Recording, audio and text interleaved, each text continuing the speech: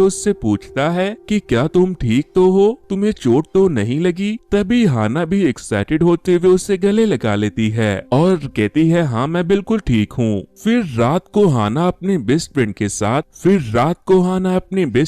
साथ रेस्टोरेंट में ड्रिंक करने के लिए जाती है। उसकी दोस्त का नाम मिन होता है जो एमी के लिए ही स्टेज पर बैकग्राउंड सिंगिंग किया करती थी। हाना बैठकर खाए जा रही थी, इसीलिए मिन उससे कहती है कि एक दिन तुम खा खा कर फट जाओगी, जरा अपने आप को देखो, क्या कभी किसी ने तुमसे प्यार भी किया है। तभी हमें हाना के फ्लैशबैक का सीन दिखाया जाता है जहां एक सेल्समैन हाना को डेट करने के बहाने से उसे अपने कंपनी के डाइट पिल्स बेचने की तैयारी में था जिससे वो पतली हो जाए। उसके काफी रिक्वेस्ट करने के बाद एक दिन हाना उसकी दवाई खरीद लेती है और जल्दी पतली होने के बारे में सोचकर एक ही दिन में ढेर सारी गोली खा लेती है, लेकिन इससे वो आधा पौना इंच भी पतली नहीं होती। बजाय इसके वो बीमार पड़ जाती है, उसे दस्त लग जाते हैं, इसीलिए उसे हॉस्पिटल ले जाना पड़ता है। फिर हाना मिन के साथ रेस्टोरेंट से लौटने लगती है तो उसे एक स्टोर के डिस्प्ले में एक बहुत ही प्यारी ड्रेस दिखाई देती है, लेकिन वो उसे पहन नहीं सकती थी, इसीलिए वो उदास होकर वहां से चली जाती है।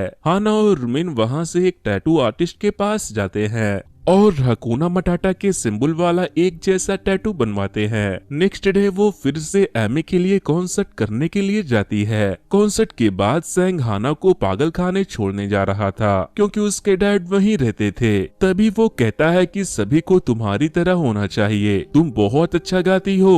हॉस्पिटल पहुंचकर सैंग उससे कहता है कि कल मेरा बर्थडे है, तुम जरूर आना, मैं तुम्हारा इंतजार करूंगा। सैंग के जाने के बाद हाना बहुत खुश होती है। वो कभी बोल तो नहीं पाई थी, लेकिन उसे लगता था कि शायद सैंग भी उसे पसंद करता है। फिर जब हाना अपने डैड से मिलती है तो वो खुशी के मारे अपने डैड के साथ डांस करने लगती है, जिस पर वो कहते हैं बेबी दिन ब दिन तुम बहुत ही पतली होती जा रही हो, कुछ खाया पिया करो। नेक्स्ट मॉर्निंग जब हाना सैंग के बर्थडे में जाने के लिए तैयार हो रही थी तभी मिन उसके लिए एक डिलीवरी लेकर आती है जिसे सैंग ने भेजा था। हाना उसे खोलती है तो उसमें एक बहुत ही सुंदर ड्रेस थी।